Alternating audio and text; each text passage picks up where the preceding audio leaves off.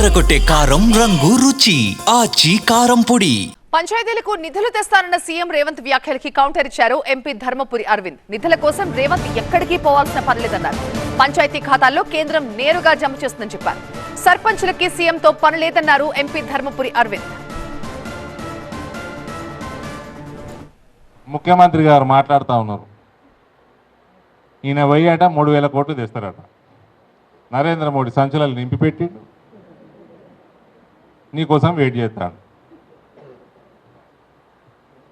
ఈయన పోతే తెస్తారట. నువ్వు ముఖ్యమంత్రి పోయి 2 ఏళ్ళ, ఇది 3వ సంవత్సరం. ఇది 2 సంవత్సరాల నుంచి పైసలు రాలే.